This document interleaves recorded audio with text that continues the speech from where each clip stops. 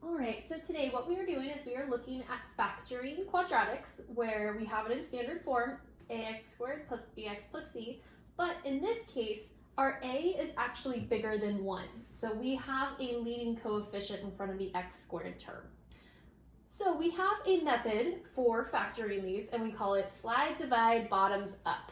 I've listed the steps over here. Our first step, we slide our a term. So our a, remember, is the very front number. We slide that over and we multiply it by our c.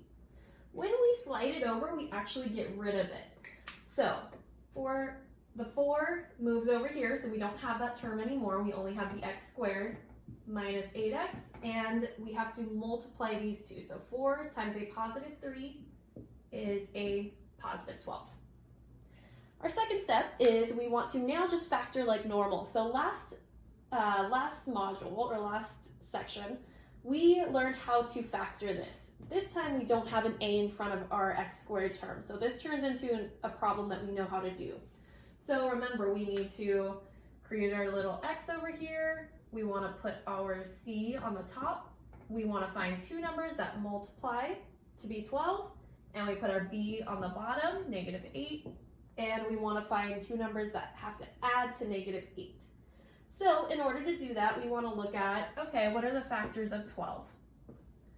So we have 1 times 12. We also have the opposites. Remember, you don't want to forget the negatives. Negative 1 times negative 12. We have 2 times 6. Negative 2 times negative 6. 3 times 4. And negative 3 times negative 4.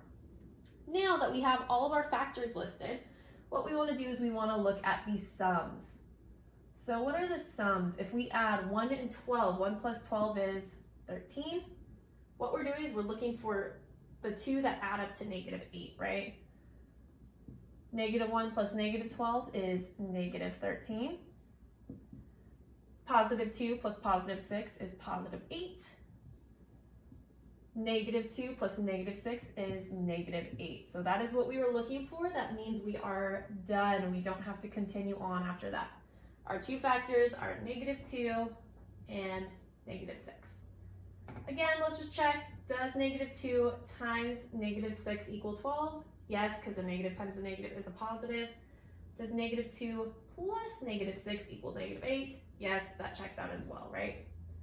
So we know that those are our two factors. X minus 2 times x minus 6. Now, our third step is that we want to divide our new factors by the original a that we slid. So our original a was 4. So what we want to do is we want to divide our two factors that we just found by the number 4. Fourth step is we need to simplify those fractions. So 2 over 4 and 6 over 4, those have common factors, right? We can take something out of 2 over 4. We can simplify that fraction. So that's what we're going to do. X minus 2 over 4 can be simplified to 1/2. And negative 6 over 4 can be simplified to 3 over 2. So we just want to get them in as simple of a form as we can.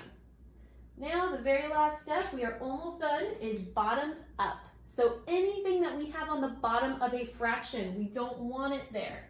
So this 2, that's a denominator. What we're going to do is we're going to take that and we are going to move it up in front of the x. Same here, we're going to take this and we are going to move it up in front of that x. So what we're going to end up with is 2x minus, that's still a minus, we don't change the sign, and then our numerator was 1. Here we're going to have this 2 is going to the front, bottoms up. So we'll have 2x minus, because that doesn't change, and the numerator is 3. And that is our fully factored form. So 4x squared minus 8x plus 3 is equal to 2x minus 1 times 2x minus 3.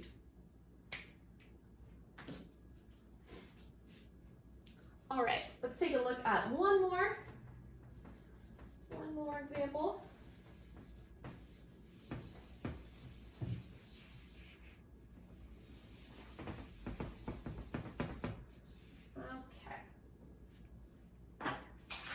And our second example is going to be 3x x squared minus 2x minus 5.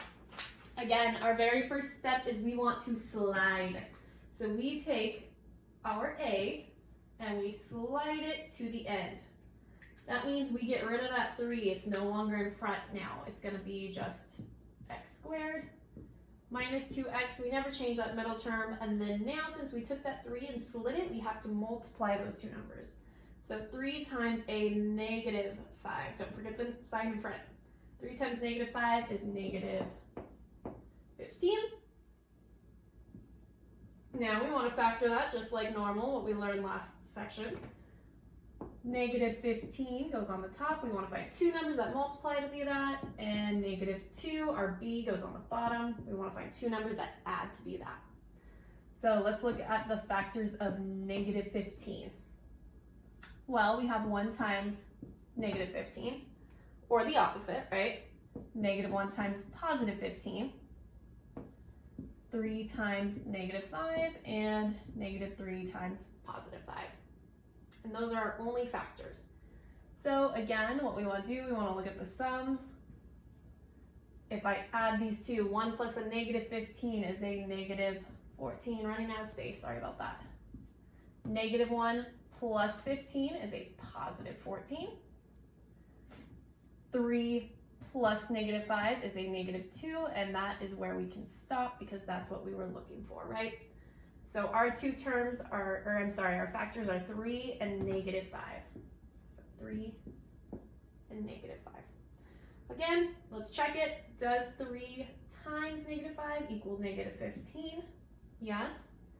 And does 3 plus negative 5 equal negative 2? Yes, it does. So we will go ahead, we will write out those factors, x plus 3, because it's a positive, times x minus 5, because that is a negative. So slid, multiplied, factored. Good. Now we have to divide our factors by a.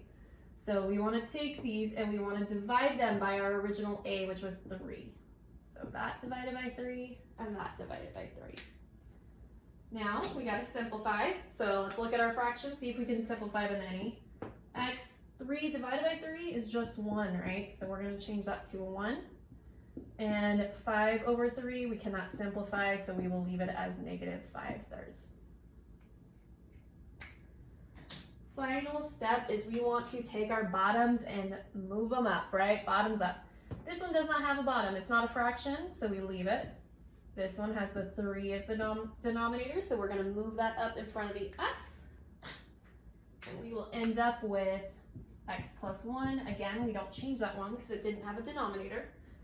Times that 3 moves to the very front. 3x minus just that numerator, so 5. And that is our factored form.